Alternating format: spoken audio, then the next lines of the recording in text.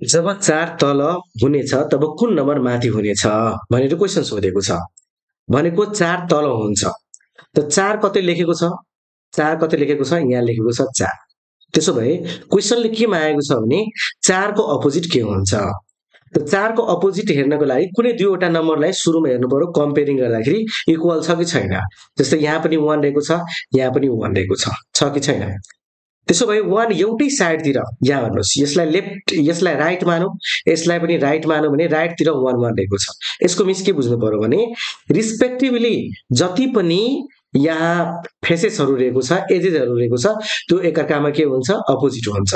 जस्तै यहाँ के बुझ्नु पर्यो भने यहाँ के छ? 5 रहेको छ माथितिर, यहाँ माथितिर कति रहेको छ? 2 रहेको छ। त्यसो भए 5 को अपोजिट कति हुन्छ? 2 हुन्छ।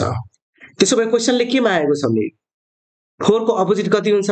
त 4 को अपोजिट भन्दाखेरि के हुन्छ भने 4 भनेको के? इन फ्रन्ट बारेको छ, यो भनेको इन फ्रन्ट बारेको छ, यो पनि इन फ्रन्ट बारेको छ। त्यसो भए 4 को अपोजिट कति हुन्छ? 4 को अपोजिट 3 हुन्छ। त 4 नम्बर तल हुनेछ तब कुन नम्बर माथि हुनेछ भनेर क्वेशन भनेको छ। कुन नम्बर भनेको 3 नम्बर माथि हुनेछ। अब नेक्स्ट क्वेशन हेर्छौँ हामी। हेर्नुहोस्, जब नम्बर 1 माथि हुन्छ तल्लो भागमा कुन नम्बर हुनेछ भनेर क्वेशन भनेको छ। अब हेर्नुहोस् के भनेको छ? 1 नम्बर माथि हुन्छ भनेको 1 को अपोजिट मागेको छ। क्वेशनले के मागेको छ? 1 को अपोजिट। 1 को अपोजिट हेर्नको लागि सुरुमा हेर्नु पर्यो। यहाँ हेर्नुहोस्, माथितिर कति रहेको छ? 6 रहेको छ। यहाँ पनि माथि कति रहेको छ? 6 रहेको छ। त माथिल्लो भाग र माथिल्लो भाग एकअर्कामा के रहेको छ? अपोजिट रहेको छ, भनेको इक्वल रहेको छ, माथि माथि इक्वल रहेको छ। यसको मिनिङ के बुझ्नु पर्यो? दुईवटा डायसमा यदि माथि माथितिर एक अर्कामा बराबर छ भने बाँकीहरूको एक अर्कामा के हुन्छ? अपोजिट हुन्छ। त्यसो भए यहाँ 1 को अपोजिट कति हुन्छ? 1 को अपोजिट भनेको 4 हुन्छ। 1 को अपोजिट कति हुन्छ? 4 हुन्छ। त्यसो भए यही प्लेसमा 4 को अपोजिट भनेको 5 हुन्छ। 4 को अपोजिट 5 हुन्छ?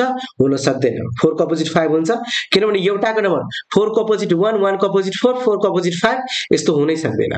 त्यसो भए यो प्लेसमा के हेर्नु पर्यो भने यहाँ हेर्नुहोस्, दुईवटा नम्बरहरू बराबर छ। एउटा नम्बर भनेको 64, अर्को नम्बर भनेको 64। यदि दुईवटा नम्बरहरू एकअर्कामा बराबर छ भने बाँकी बचेको नम्बर कति? एउटा 1, अर्को कति? 5, एउटा बाँकी बचेको 5। त्यसकारण 1 को अपोजिट के हुन्छ? 1 को अपोजिट भनेको 5 हुन्छ। यति बेला यसरी बुझ्नुपर्छ है। यो कन्डिसनमा के आयो? क्लियर हो सबैजना?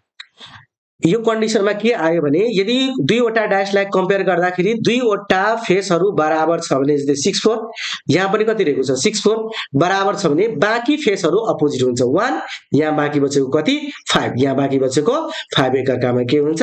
अपोजिट हुन्छ। त्यसकारण यसको आन्सर कति हुन्छ? सी नम्बरको 5 हुन्छ। ठिक छ। अब नेक्स्ट हेर्छौँ।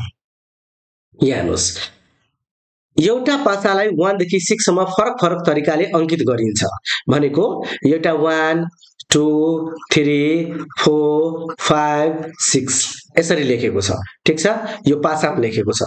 यदि 2 3 को विपरीत भनेको 2 को विपरीत के? 3 को विपरीत के भयो? 2 भयो। यतिसम्म क्लियर भयो। अब हेर्नुहोस्, अब के भनेको छ? 4 र 6 सँग जोडिएको छ। यी नम्बरहरू भनेको कुन नम्बरसँग जोडिएको छ? यो भनेको एडजेसेन्ट टु 4 6 भनेको छ। हो कि भएन?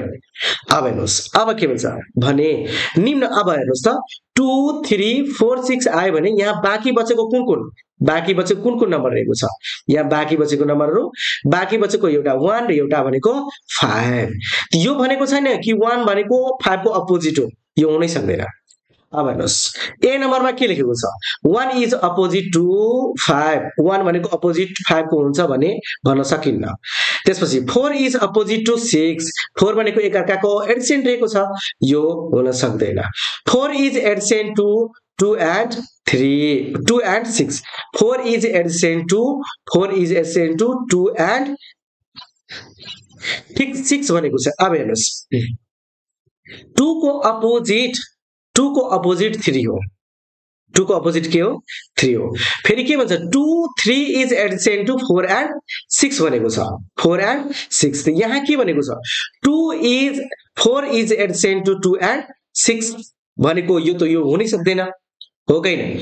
अब त्यसो भए यहाँ हेर्नुस् बाँकी के बच्यो यो हुन सक्दैन 1 इज एडिसन टु 2 एन्ड 3 भनेको छ 1 इज एडिसन टु 2 एन्ड 3 भनेको छ हो कि हैन?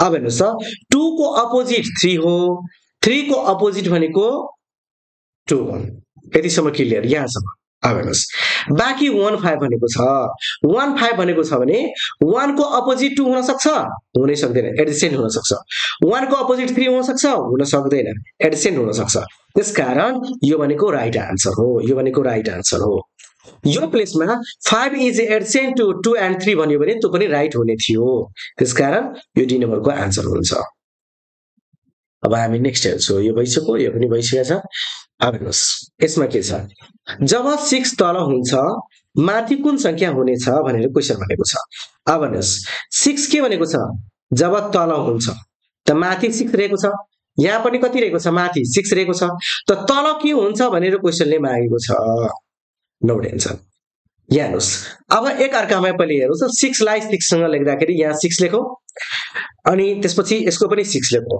क्लकवाइज अच्छा एन्टी क्लकवाइजमा हामी के लेख्छौं भने एन्टी क्लकवाइजमा यसरी एन्टी क्लकवाइजमा यसरी एन्टी क्लकवाइजमा यसलाई मुभ गराउँछौं त्यसो भए 6 त्यसपछि कति हुन्छ 1 हुन्छ त्यसपछि 2 हुन्छ फर्स्ट फिगर है figure number 1 figure number 1 figure 1 अर्कोमा हेर्नुस् अर्कोमा गर्दाखेरि सुरुमा के लिए 6 लिए त्यसपछि 3 त्यसपछि कति 4 1 को अपोजिट के आयो 3 आयो 2 को अपोजिट कति आयो 4 आयो 6 को अपोजिट 6 ए हुन्छ हुँदैन अर्को नम्बर कुन बाँकी बचेको 5 बाँकी छ त्यसै भए 6 को अपोजिट के हुन्छ 5 हुन्छ त्यसकारण यसको उत्तर कति हुन्छ डी नम्बरको उत्तर हुन्छ 5 हुन्छ आन्सर अब नेक्स्ट हेर्छौं हामी जब 2 तल हुन्छ माथि कुन संख्या हुनेछ जब के भनेको छ 2 तल हुन्छ माथि कुन संख्या हुनेछ भनेर क्वेशन सोधेको छ 2 भनेको तल त नो टेन्सन माथिलाई हामी कम्पेयर गर्छौं त 2 कहाँ रहेको छ यहाँ माथि रहेको छ 2 त कुनै एउटा संख्यालाई पहिले हेरौं यहाँ 6 रहेको छ कतै 6 छ 3 हेरौं सेम फेसेसमा 3 रहेको छ सेम फेसेसमा एउटै फेसेसमा 3 रहेको छ त्यसो भए बाँकी नम्बरहरु एउटै फेसेसमा छ भने बाँकी नम्बरहरु बाँकी फेसेसमा भएका नम्बरहरु एकअर्काको अपोजिट हुन्छ त्यसो भए 1 को अपोजिट कति हुन्छ 1 को अपोजिट भनेको 2 हुन्छ 1 को अपोजिट 2 हुन्छ डाइरेक्टै हेर्नु पर्यो भने 2 को अपोजिट 1 1 को अपोजिट 2 भनेको आन्सर नम्बर कति हुन्छ सी नम्बरको आन्सर हुन्छ भनेर बुझ्नुपर्छ हामीले ठीक छ